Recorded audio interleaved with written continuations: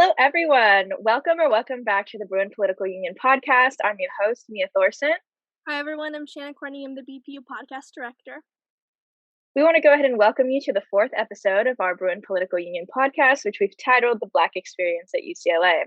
In this episode, we're going to highlight the past and current experiences of Black students and alumni at UCLA, the student environment at UCLA, and examine the administration initiative in establishing economic and academic resources for supporting Black students. Today, we are very excited to be talking with Jean McAdoo, a fourth-year African American Studies major and education minor at UCLA, who is a representative of the Afrikan Men's Collective and seeks to improve young college access to Black youth in UCLA, which is a wonderful mission. Jean, do you have anything to say?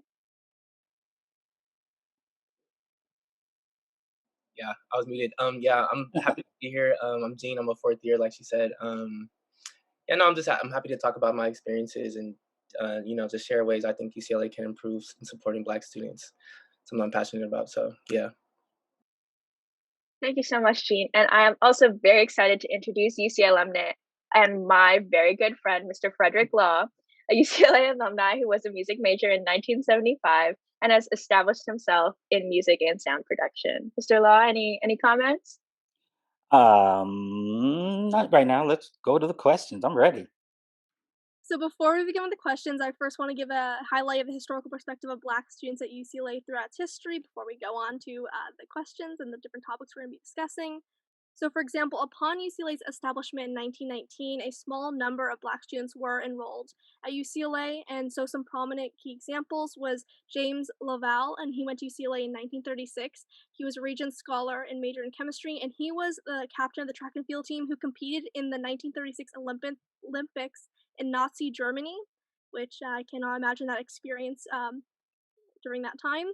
And then we also have Cheryl D Luke, who served as the student body president at UCLA in 1949. And he was the second Black student to hold a position as student body president in the history of the entirety of the United States and all the different universities with nationwide. And so, however, even though there was involvement, for example, in the student body, Black students were often barred from participating in UCLA organizations such as fraternities and sororities. So they had to establish their own at UCLA. So, for example, the first Black sorority, Delta Sigma Theta, was established in 1926, and the first Black fraternity, which is Kappa Alpha Psi, was established as well in 1923. So, during the 1970s, 80s, and 90s, Black student enrollment was around 4 to 6%, and currently, only 4% of freshmen and 3% of transfer students entering UCLA were Black students. So throughout many decades at UCLA, there has not been an increase, and there's more likely been stagnation in enrollment and acceptances for Black students at UCLA. Okay, Shannon, thank you so much. And, before we start really getting into the nitty gritty, I do want to just ask you guys some questions because as excited as we are to have you here, we want to know you guys a little bit. We want to get to know you. So my first question is, what made you choose to attend UCLA? And then for Mr. Law specifically, what made you choose to leave? So either one of you can start. Oh, I after my experience at Pasadena High School, and we had a really good band there, and so that's what made me decide to be a music education major. So, I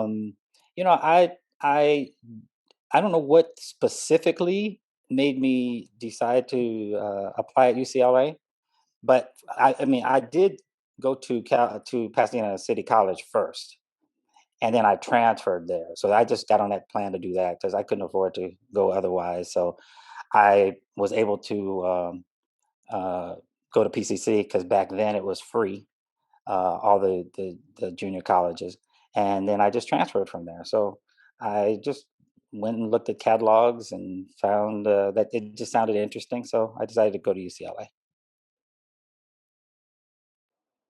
Yeah, I think for me growing up, I was born and raised in LA, and live about 20 minutes away from UCLA. And then even just growing up, I have 4 or 5 family members who went to UCLA throughout the 70s, 80s, and 90s. So just definitely had a big influence on my life, just always being around here. So that really made me not want to go to UCLA. I was really interested in trying to get out of state and, just experience something different. But just the way things turned out, UCLA ended up giving me the best financial aid package. And then, but even then, even after I got my financial aid, I was still like, man, I don't want to be in LA for 4 more years. But after I went to the Admitted Students Weekend hosted by the Afrikan Student Union, that it really kind of made me feel like I could find a home here at UCLA.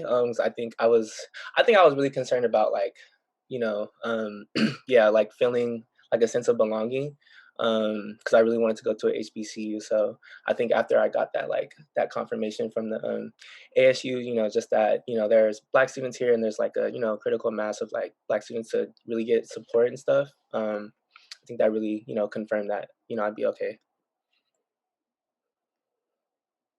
Yeah, that's wonderful. It's really valuable insight, because I had some similar, how should I say, maybe reservations about UCLA, but obviously not for the same reason. And being a freshman this year, I didn't have that opportunity to really connect with anyone on campus. And the fact that you were able to, find a community and establish yourself in a community so early on before you were even really a student on campus is really, that's really valuable.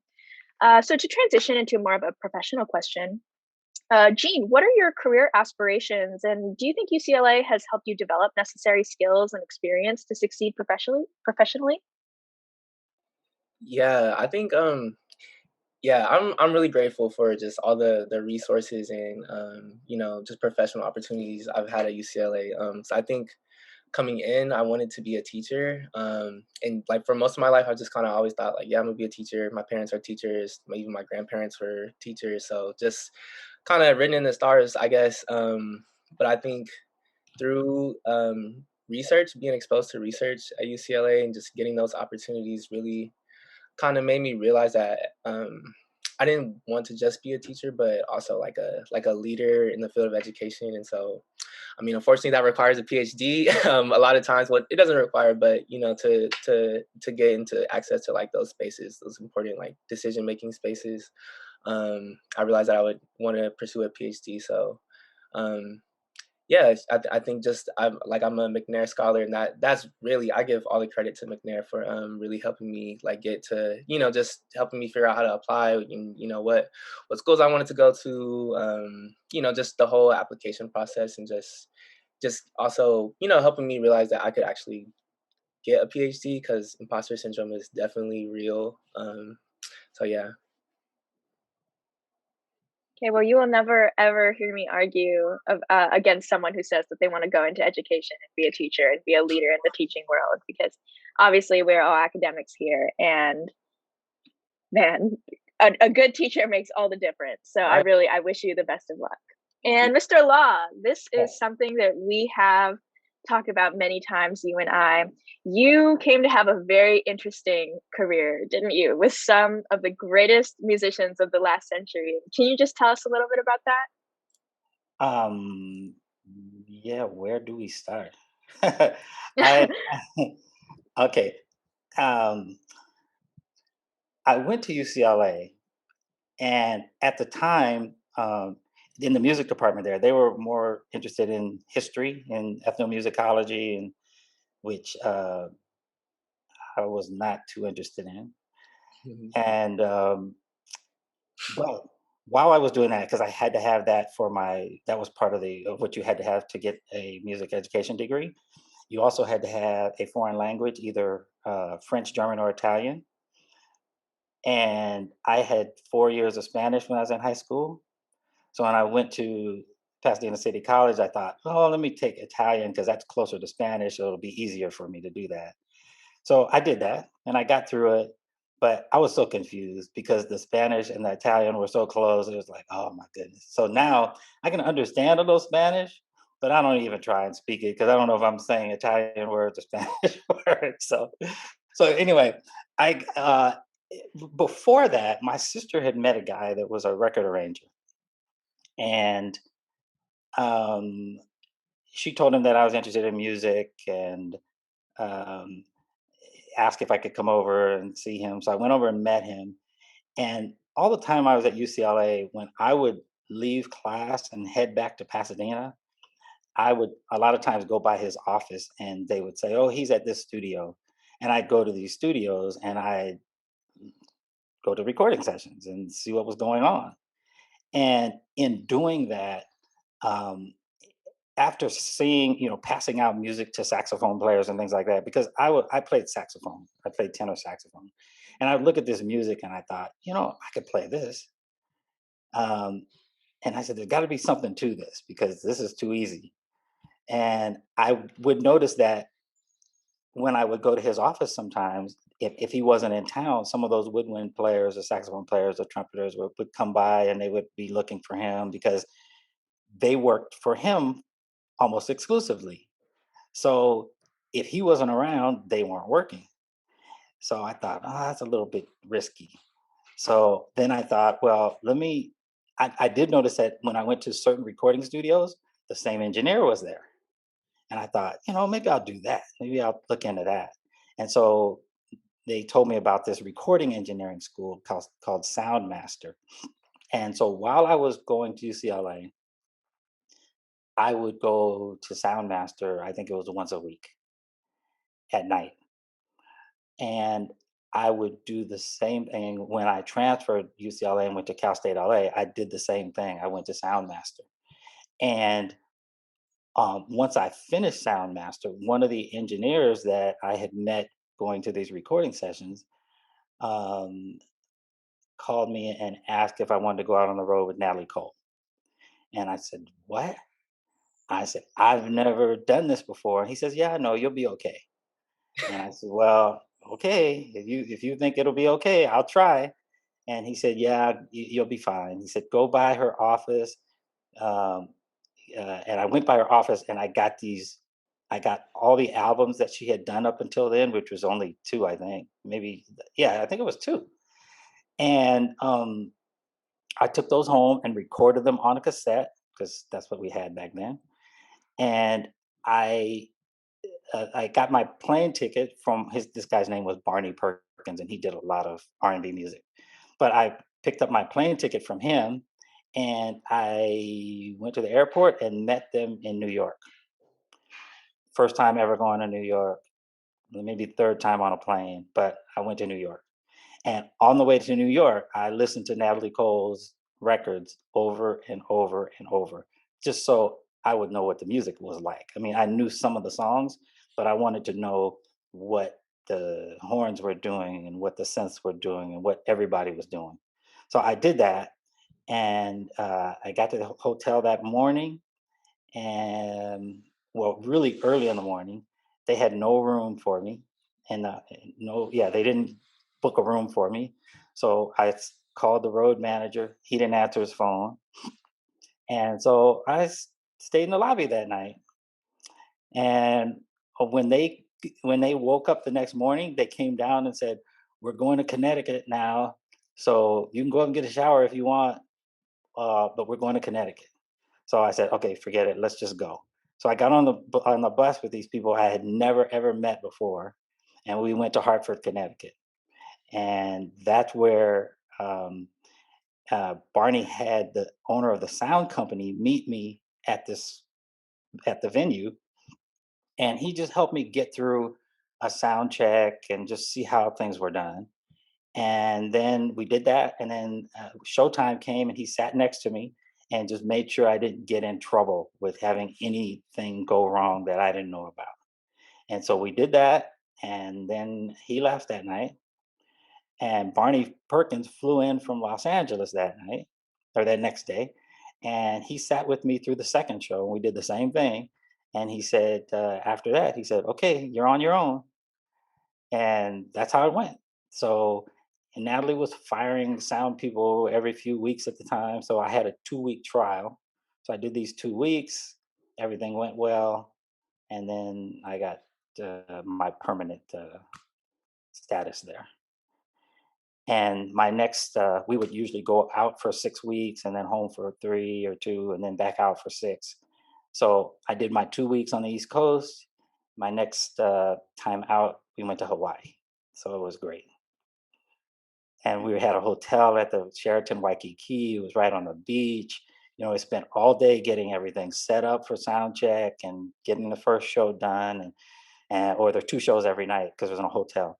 Once the second show was done, they said, "Okay, see you back tomorrow night," because the next show was not going to be till 8 o'clock the next night. So that meant all day you had time to do whatever you wanted to do.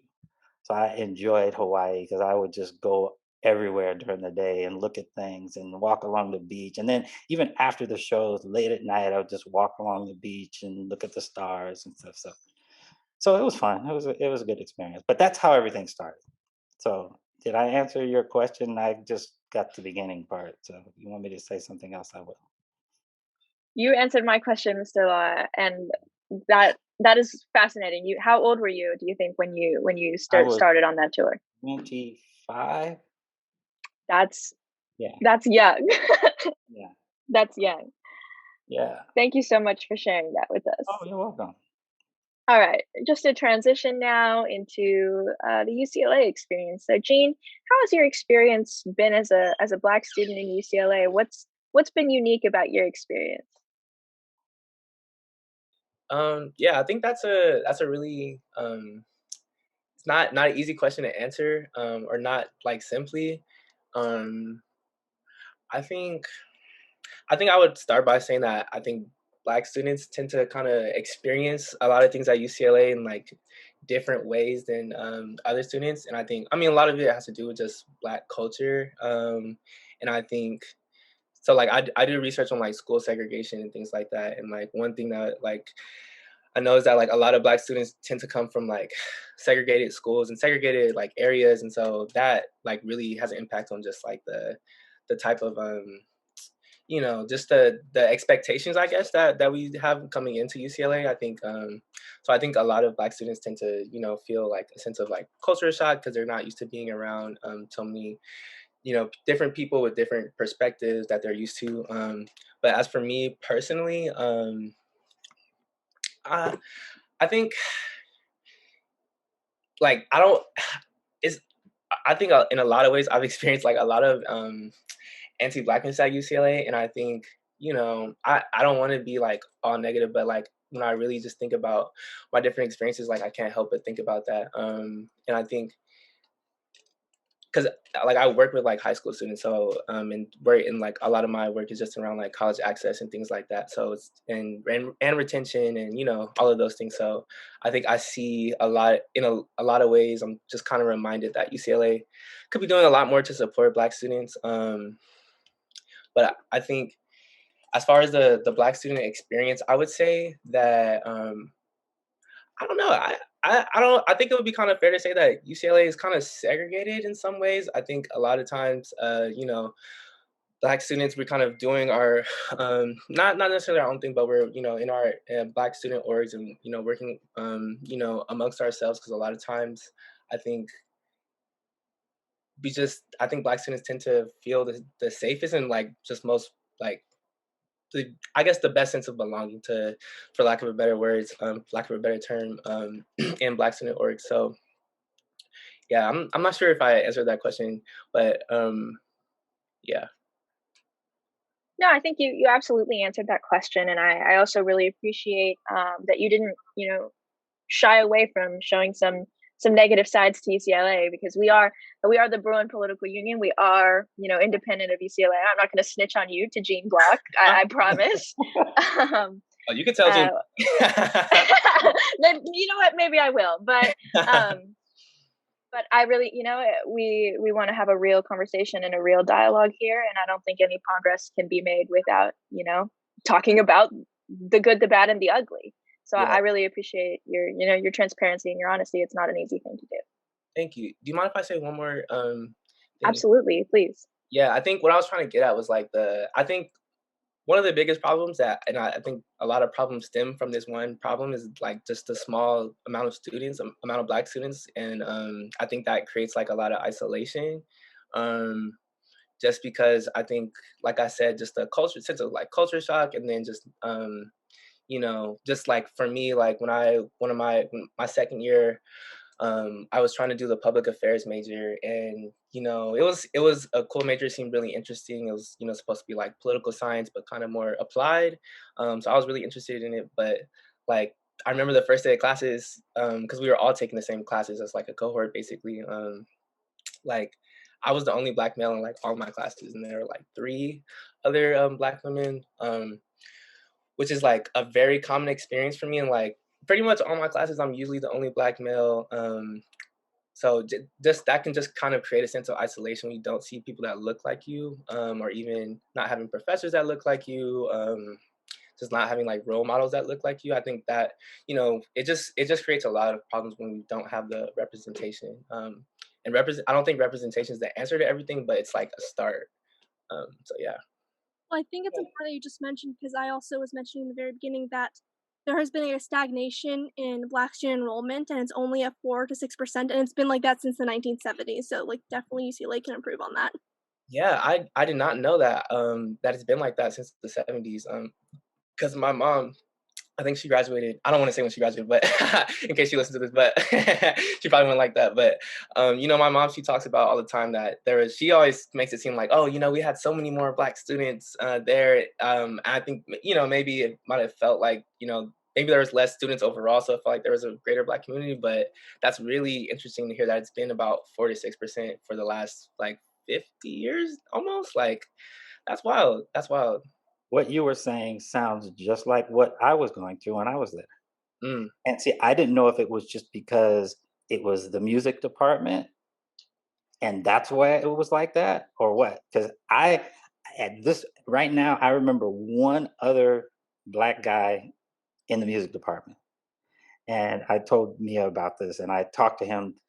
I've talked to him twice since I left there. And I was on the phone, and the second time was 2 days ago, and I was on the phone for like an hour with him. Wow. And I said, UCLA, I didn't have a lot of really good experiences there to talk about. And I told him what I thought. He said, yeah, I felt the same way. Yeah. Because and it's just a familiarity, I think, is what you're missing with not having people of color there with you. When I was at Pasadena High School, they were just starting to integrate the schools in Pasadena because Pasadena High School was majority white. And I think the year before they had started busing people into there. And so I was also in the band there, like I said, and the band, I think of the 120 people, there were probably 5 of us that were Black. But we were a very tight knit group. So I got used to that. Mhm. And when I was in elementary school in Pasadena, they were a lot of, I used to say I went to a United Nations school because we had Black and Hispanic and Japanese and everything. So Mhm. I got used to that. Someone who didn't have that experience may have felt completely different. Right. But still, like I said, I would just go over there and then go back home, and I'd see Wayne in the hall, and we would talk, and that was that. But otherwise, I didn't hang around there because I didn't have anybody to hang around there with. Yeah. Yeah. And Wayne told me he lived down in Compton or somewhere down there, and he was commuting to UCLA just like I was. Mhm. In fact, he said he rode his bike twice up there because his car wouldn't work. And I went, what? That's a long ways to go. Damn.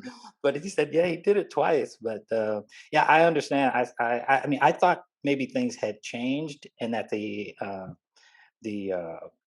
percentages were different. But boy, yeah, that's interesting. Yeah. I think something that you mentioned was really interesting. Because I think that the isolation and just the small numbers, while it's creates a lot of problems, I think one of the good things of that, I don't know how good it is just in light of everything else, but I mean, I think we have really strong bonds within the Black community. It's really like tight knit. Like I kind of mentioned, like Admit Weekend was like what really got me to come to UCLA because it was like, okay, like there's like even though it's really small, like we're kind of like a family, or at least it feels like it sometimes. So I think that's like super important. Um, yeah, I don't know. I really don't think I would have made it in one piece without just all of the different the Black student orgs, and just the people in the community supporting each other, with in light of the lack of institutional support. Yeah, and Mr. Law, my next question would have been for you, but I really appreciate that was a conversational dialogue. You went ahead and answered that question without me even having to prompt you, which is great. And no, oh my gosh, it's even better this way. I would rather have them listen to you talk than me talk. And just to briefly, before I transition into our next topic, I want to thank you both. And these are insights that me and Shannon simply cannot and should not ever be providing or broadcasting, because it's not true to our experience. In terms of representation, it's never been something that I as a white woman have lacked, and so it's never been something that I've even really considered or thought about, even because it's never been a problem for me personally. And so I think I'm sure that there are other people in my situation and of my coloring, I don't know how to put that probably feel the same way. And this might be like an aha moment hearing this, like, oh, that's probably something important that should be worked on by UCLA. So thank you guys again. Yeah, no, thank you. I don't think a lot of people take the time to ask black students how they feel about UCLA. So this is great. Well, thank you, Gene. This may be something that's not just UCLA also, though, because my oldest daughter went to Syracuse, and that's what she felt. Mm-hmm. She was an acting major, but there weren't a lot of minority students in there. So yeah, she felt the same way. Yeah. That sounds about right to me. Just everybody, a lot of my friends, that go to different PWIs, and even some HBCUs, just talk about, obviously it's different at HBCUs, but I think overall, like, there's like a lack of like care for like black students, a lot of times, like care for like the well-being and like the future, prospects, like their education and things like that. It's 'cause, that's like what I do my research on. Like, so I'm thinking about this all the time, like anti-blackness in education. So yeah, that sounds about right. It's like a kind of like a universal experience. And I think, like, I don't know, I'm a big history person, so I like to connect things to like history. And I think, just the history of like black education is like, going back to like slavery, and even after slavery, there's always been, efforts to really kind of suppress like black education, and, not allow black people to get educated, or only receive like a certain kind of education that would, kind of, make them like easily exploitable. So, yeah, I don't know. That just sounds about right. Yeah, that's interesting, because I was born and raised here in Pasadena, and integrating the schools and all that stuff when that happened. And like I said, I went to like a United Nations at the beginning. That's what I thought things should be like, and that's how I thought everything should be. My wife was born and raised in Prairie View, Texas, where Prairie View A&M is, and her father worked there, and so her experience was completely different. And then she went to Spelman after that. Mhm. My son went to Jackson State, so his experience is different. And I remember um, talking about integration and that kind of stuff with Lionel Richie when I was working with him. And So, just Lionel Richie. he was saying that he didn't know if that was how good that was. And I'll tell you why, because when he said that, I was like, really? And he said, I grew up in Tuskegee, and everybody there was black. And he said the garbage men were black, all the way up to doctors and the teachers, and everybody was black. So you had no limitation on what you could or what you even thought you could do. But if you don't have that, then sometimes you don't feel that way. You feel like, well, I can't do that because. And I remember even when I was thinking about going to college, and I went and talked to my high school counselor at Pasadena High School. He said, "Oh, you don't need to go to college." luckily my sister was already in college, so I knew better. So I just ignored him and did the research myself. But I could have, I mean, how many other people listened to him and said, "Oh, okay, I don't know." Yeah. And I remember Lionel saying that you guys are too young, you may not know, but there's a song he wrote called uh, "Easy," and I think that's one because he in Mr. one Law, of we know the song. in one of the, in Not one of the in one of the verses, he said he was at a meeting. They'd have these meetings at the with all the artists and stuff, and they'd ask him what he wanted to be or what he wanted to do, and he said, "I want to be the next Paul McCartney," and they were like, "Oh, you can't do that. He's white," and he just wasn't used to that because of his upbringing and because of Tuskegee. He said. Mhm. So, and he said that's why, and he said, I wrote these lyrics in this song that say, in Easy, the second verse, I think he says, "Why in the world would anybody put chains on me? I paid my dues to make it. Mm, Everybody wants me to be what they want me to be. mm, I'm not happy when I try to fake it." He said mm, that's what he wrote that about. And I thought, man, that's completely different than my experience. My wife's uncle was a botany professor at Tuskegee and at Howard, and yeah, it's just different. So I understand what you're saying because my son loved Jackson State, and I mean, he to this day goes back to homecoming and all that. But he had a real bond. I mean, it also they had uh, a college there that you had to have a certain GPA or certain test scores to get into. It was called an honors college, and mhm. so those people all were in the same dorms together. They had the same classes together, and all this. So there was a real bond with that. That I don't know, if that happens at UCLA or at Syracuse or any of the other schools like that. Yeah, yeah. I think that's what you said was really interesting about integration and just like the I don't know, because we normally think about like integration as being like this. There's like this like holy grail, it like changed everything and for Black students and just the nation's history and just America's democratic because we don't lynch Black people anymore.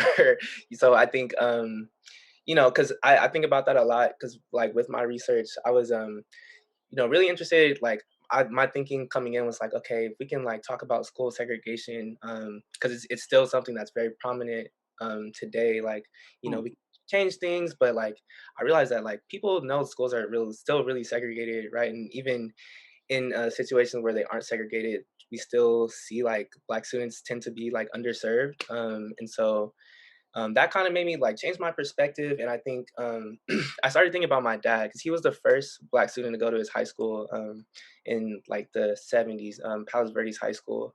Wow. Um, and so like yeah, like he's,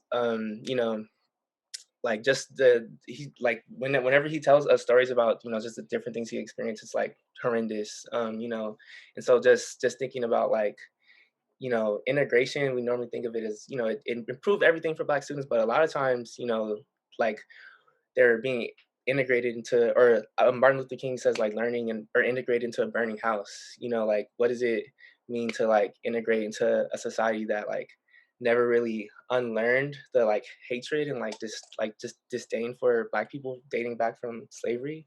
Mhm. And so yeah, there's actually a book I just read called Learning in a Burning House for like my research, and she kind of talks about like how Black, like we were mentioning, like Black principals and Black superintendents talk about how a lot of times they're kind of they're not happy or they're disappointed with the way integration turned out because we lost like the communal support systems. You know like yeah, I think Malcolm X has a quote that's like, why would you let someone that hates you like teach your kids, right? Like so Yeah. just I don't know, I think about just that makes me think about like the value of like HBCUs, right? And just the value of like Black spaces in the context of a society that, tends to not want Black spaces to exist, and tends to oppress Black people. So yeah, I just think that's really interesting, and I think yeah, that's kind of where the direction of my research is kind of heading, and like kind of problematizing like this idea of like that integration was kind of like the saves of Black people from oppression, because right, I think yeah, we still experience schools as anti-Black.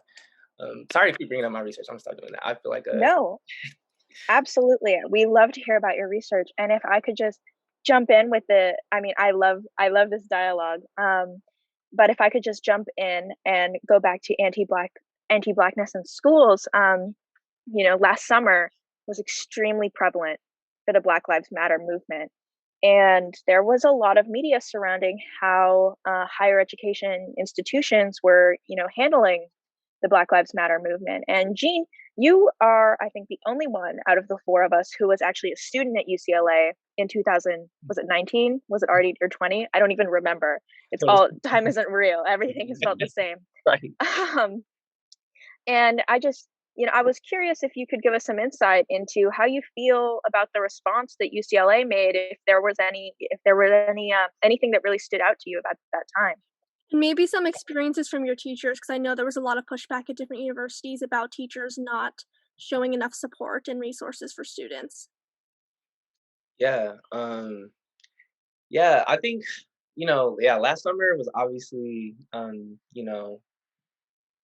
don't even know how to describe it. There was a lot going on in the world, especially with the, Black Lives Matter movement. Kind of, the Black Lives Matter. Okay, I think to start, I will say that I think in high school, I was, I think around like 2015, there was the Kanye Western like blackface party that happened. I forgot what fraternity I could say it, so shout them out for their blackface party. But I think just from then, I was kind of just like, I remember the ASU kind of released these demands saying like, oh, we want more support for Black students, and this is how we think that UCLA can accomplish that, right? And that was like 2015, and so I think so coming into UCLA, that's kind of my understanding is like, okay, there's a lot of like anti-Blackness, because I think I also understood that the school didn't really do much to respond to those demands, right? And you could like read different articles online and people saying, these Black students are so entitled, they blah blah blah blah blah, just people saying all these different things. And so I think just kind of understanding that kind of being the general environment as far as like the support for Black students. And I think even throughout my time, I think there was like 2 or 3 separate times where Black students like released demands to the administration. I know at least once in 2019 for a Black Resource Center. Maybe that was the second time they called for a Black Resource Center. So all of that to say, I think, and then even with the Cub referendum, right, there was the vote to try to fund the Black Resource Center that didn't pass. All that to say, I think that I'm grateful that UCLA finally acknowledged that there's more support needed, and all of those things were necessary. Like the Black Resource Center, there's still more work to be done with that. But I think it's just kind of like, why did it take so long? I think like there's this quote that like I always like to bring up, because it's just, I think it's really thought provoking. It's kind of like a question. It's, what does it mean that this is Saadia Hartman in Scenes of Subjection. What does it mean that the pained existence of the enslaved is, if discernible, is only so in the most heinous and grotesque examples, and not in the quotidian like routines of slavery? So like, kind of like, why is it that Gene Block recognized that UCLA needs to do more to support Black students after seeing George Floyd with a knee on his neck for 9 minutes, right? Why did it, Black students have been asking for more support for, years, decades probably. And so it just kind of felt like a slap in the face, kind of like, here you go, right? I mean, literally months after the Cub referendum didn't pass, right? Like, so, it's kind of like, why did it even have to go to referendum if you all had the money and had everything together? They were able to put that plan together really fast, apparently, right? So, I remember signing a petition for the Cub referendum this summer, actually, before I was even a student at UCLA, because of Kobe. So Kobe, if you're watching this, shouts out Kobe. And I resonate with what you're saying, that it's like too little, too late. Like how many more before we see some real change? And do you think there was a change in school culture that you saw after the marches? Yeah, and so I think it was really interesting. I think last summer it was really like I had honestly become really jaded about just progress for Black people. Like, to be honest, just throughout my time in college, because I think 2016 was around 2014, 2015, 16 was when Black Lives Matter started kind of taking off in like Ferguson and stuff. And I think it felt like once I got to college, it kind of died down, during the Trump era. And so it was really, really exciting to see, people taking the streets, people burning down police precincts and, really, kind of just, police abolition really becoming really prominent and, people really like interrogating their own biases and, things like that. Really, it really is promising. And I think, even just in like small interactions, like, obviously we haven't been on campus to really experience it a lot, but I think, just I don't know, I feel fewer microaggressions, I think, just in general. I think people are more aware of like the ways that they like interact with not just Black people, but like all people of color. And so I would say that I think there's been a change in culture. I think people are, more willing to like educate themselves, more willing to like listen. So yeah, I would say that it really has awakened things. And I think there's been some sort of like small reckoning that we're starting to kind of get to. So I think there is some promise. Okay, I'd love to hear an optimistic note. And that's not at all to say that because there has been a promising change in school culture, we're so far from done in terms of reaching equity, especially at UCLA, and just in terms of higher, academia in general. Obviously, the goal, off the record for me personally, but I'm sure the BPU would reflect my ideas, is we want to create some Black spaces in academia, because that's a place that it's sorely missing currently. And learning about the Black experience from Black people and not history books written by white people, right, is essential, because that's that leads to erasure, and it's not a healthy and it's not a productive way to continue to learn. Which is we've had to do a lot of unlearning. I had to do a lot of unlearning of things that I read in my APUSH textbook from the reality of American history, because Black history is American history, undoubtedly. There's no argument there. So to sort of transition before I go into a tangent, because we are actually on a time schedule, I'm just going to talk a little bit about some background about Black orgs and the Black community at UCLA that Shannon was able to find for us. So as of 2021, there are only 14 registered Black student organizations and clubs that range from academic to social justice to pre-professional. So they exist in a lot of areas. Some examples are the National Black Law Journal, Black Student Athlete Alliance, and the Afrikan Men's Collective. So Mr. Law, these are all organizations that exist now in 2021. And were there various Black organizations at UCLA in 1975 that helped you attain a sense of community, or were you just in and out? I was in and out. Did you have any ideas about any communities or organizations that might have existed? I didn't hear anything, in walking to the parking lot and you see things, placards up and things like that. I think I saw a couple things, but again, since I was on my way back to Pasadena, I didn't stop and look at. I mean, I didn't pursue anything like that. But I don't think there was much there. Do you think? And I'm sure. I'm sorry. Do you think if there was different organizations, for example, like a Black student, like for a music organization, do you think it would have helped you? I don't know, because I was at that time I was more interested in going to these recording sessions and stuff when I left there, because that piqued my interest and that was where I was headed, I thought. So I probably would not have, because that was where I was headed. You had already found your calling and seen your career, and just casually sprinkled into the podcast that you worked and knew Lionel Richie. Yeah, yeah. It was time to. That was what interested me. I mean, I really wanted to be a high school band director, but after going to those recording sessions and stuff, it was just okay. This will be more fun. Sounds a lot more. Absolutely. Yeah. And then, Jean, have these organizations geared towards supporting and empowering Black students at UCLA helped you throughout your professional journey, do you think? Can you attribute any successes, or what is your personal experience? Like, do you think that there's a need for more, or, just tell us a little bit about that. Yeah, yeah, I think I kind of touched on it a little bit earlier. I think I said like student orgs are like the only reason I'm like making it out of here in like one piece. So I think, you know, again, like I think having Black spaces in the context of like anti-Blackness is just so important. Having spaces where Black students can feel affirmed and don't have to worry about being microaggressed or just all these different things. So even like coming in as a freshman, there's the Afrikan diaspora floor, which is supposed to help create a sense of community for Black freshmen and not just freshmen and first year transfers too. So spaces like that were like super important because that's kind of where a lot of student orgs would kind of come to recruit. So that's kind of how I was really able to kind of get connected with a lot of people.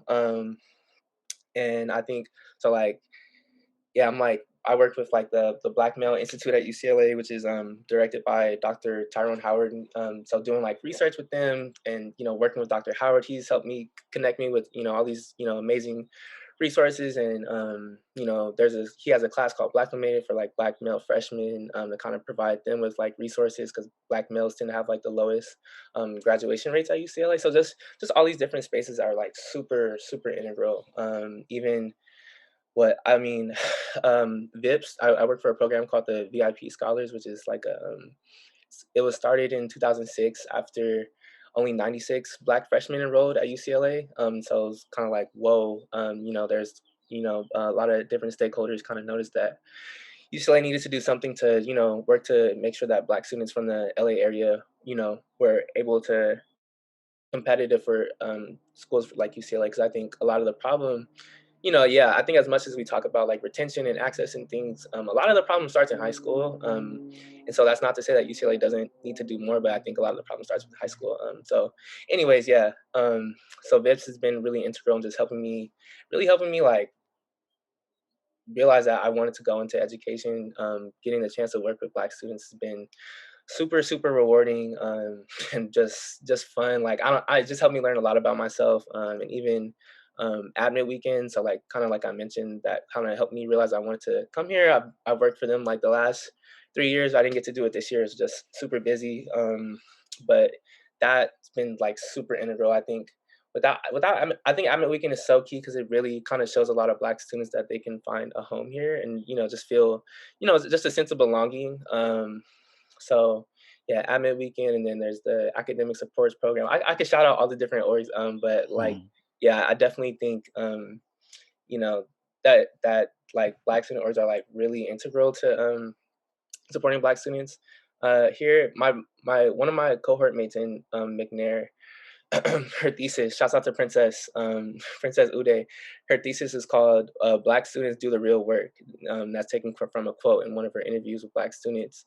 And I think that title really captures how, how we support each other, in lieu of lack of the support. Because, the things I mentioned, admit weekend, VIP scholars, all these things that, work to recruit and retain Black students are done by Black students. I think and Yolanda Copeland Morgan, she's like the vice provost over enrollment. She does a really good job at trying to recruit Black students, but I think the university could be doing more, just for recruitment and retention. So, yeah. Right, absolutely. And it seems as though we have a sort of overarching theme of just like do better for UCLA. And I think it's really, I love what you're saying about how these sort of safe spaces are cultivated by Black students themselves. But on the other side of that, it is unfortunate that they had to be created out of a lack of safe space. So in terms of UCLA initiatives, they have sort of, I guess, taken a couple of steps, and I'm going to go ahead and enumerate them here. So UCLA plans to provide 10 summer graduate fellowship awards each summer for research, teaching, and service related to Black life beginning in 2021. They will fund 5 postdoctoral positions for 5 years to create a postdoctoral community focused on the Black experience, which is very important. I was really excited to read that. And UCLA also pledges to commit $250,000 for research grants on racial inequities and racial justice. So I guess they have heard a little bit. It's not, it's far from a perfect solution, absolutely. But in terms of leaving on a positive, sort of more positive note, I can attribute those things. So just for a concluding question, I hate to start the conclusion now, but unfortunately, this is where we are. So where personally, we have touched on this quite a bit, can UCLA improve in becoming an institution that better serves the Black community? And is providing financial resources the only option? Because always it seems like the first step when universities are asked, how can you help Black students? They want to put up money, and money is great, but it's also about, cultivating a community and an environment. And what about some institutional issues that they can address? So either of you. Do you want to go first, Mr. Law? No, you go on. I have to think about that one. Okay. Yeah, I think, I think, well, one, I definitely agree. Like, I think we hear that a lot. Like, oh, we're gonna, offer X amount of money or whatever the case is. I think, yes, that is important and needed, but I think that implies that like that's the only problem that Black students are facing, which is not the case. Right? I think, I think sense of belonging is a really big thing. Because when people feel like they belong, people are more motivated to like do things, to participate in orgs. If you feel like you don't belong, you're gonna be isolated, right? Just all these different things that really matter. So I mean, ultimately, like, I think UCLA should just be more proactive in meeting the needs of Black students. I think, like, we see George Floyd, rest in peace, after he was murdered. Gene Block, they announced the creation of the Black Resource Center and all these different things. That was reactive, right? That's reacting to things and trying to like kind of backpedal. It's like, okay, here we are, we're doing all these things. Look, now get off of our heads, right? It's kind of like, okay, how can we keep this going? How can we be more proactive? And I think ultimately, like, I don't have all the answers, but I think people have to start asking Black students, like, yo, what do you need? I really mean that. I think like I don't I don't think I've ever seen any focus, or not until recently, right? Not any like focus groups like, yeah, how can we better support Black students, right? Even in like spaces that are like meant for like people of color, like AAP or CPO, not just people of color, but like tend to serve a lot of students of color. We see that like there's still like severely underrepresented Black students are. So I think just being more proactive rather than just saying like, oh, Black students don't apply to our program, so we're just gonna like throw our hands up in the air, like, I don't know how we can get Black students. Ask Black students, why don't they apply, right? Just really being proactive and making an effort to try to recruit Black students. I think that's really key. And also, yeah, I think providing more institutional support to programs that are like successful, so like VIPs. Each year we have a cohort of maybe like 35, 40 high school students, and like I want to say for the last few years, like half of our students get into UCLA. So like that's that's really successful, right? So like just different things like that. Like UCLA could do a lot more to support programs that are already working to support Black life and supporting professors and staff and administrators who are doing that work. Yeah, it seems like from what you're saying that they're just putting band-aids on things, and you can say things when things happen to make it sound good, but if it doesn't continue on from there, nothing changes. I mean, and even with this whole Black Lives Matter and all the stuff that happened over this past year or whatever, if it's just allowed to die away, then nothing's going to change. Right. So it's the how and what to do, though. That's the hard part, especially at a place like UCLA, I think it's somebody's got to come up with some ideas on how to do things. When you talk about that, I think back at my son at his honors college at Jackson State, and that would be a good thing. But how do you do that? You can get away with that at Jackson State because it's a Black college. Right. So by taking people with certain GPAs and SAT scores and putting them in a separate place so that they can thrive, you can get away with that. You do that over there, it's like, oh, what's this segregation? Is this it? And see, that's probably the thing that's needed, because if you do that, then that sense of belonging and familiarity, everybody's there together. That's even if you're in class and you're the only person there, and in another class it may be another one person. If everybody's now in the same place, then you have that sense of familiarity again. But I don't know how you do that in a situation like this. Yeah, I know like UCLA's hands are really tied because affirmative action is Prop 209 is illegal in California. Their hands are definitely tied with that. But that I think that is like the challenge that they face,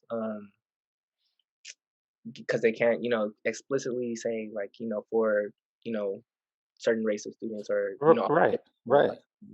Yeah, that definitely is a challenge. But we got some smart people up here. We got some. Yeah, I mean, that's the smart people.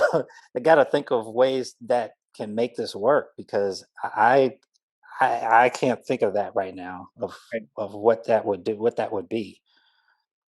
Yeah, I think that's why I say, because I can't think of any specific things just off the top of my head besides more providing more support to programs that are already shown to work at supporting Black students. But I think it just comes down to like, what do Black students need? Like somebody should be somebody should be conducting like a focus group and things like that. Like, how can we support Black students, the students that are and not and the students that are just at the students who tend to be underserved the most.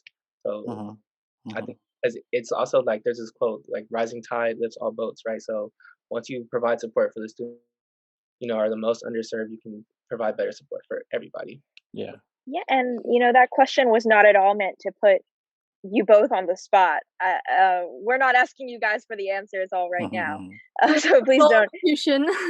Yeah, so this is not this is not the end all be all. We're not signing any papers at the end of this podcast, but it is important to hear, Jean, like you touched on, to hear what can be improved on for the Black community at UCLA from Black students. It does come down to listening, and then what Mr. Law, what you touched on, band-aids over bullet holes, right? Like, these are temporary solutions, and we need to keep this sort of this fire kind of we have to keep stoking this fire if we expect to see any real change. Like, yeah, I mean, it's no mystery, it's no secret here that the engagement with Black Lives Matter movement, now that we see in even in Black History Month in February 2021, is just not the same that we saw in June, July, August of 2020.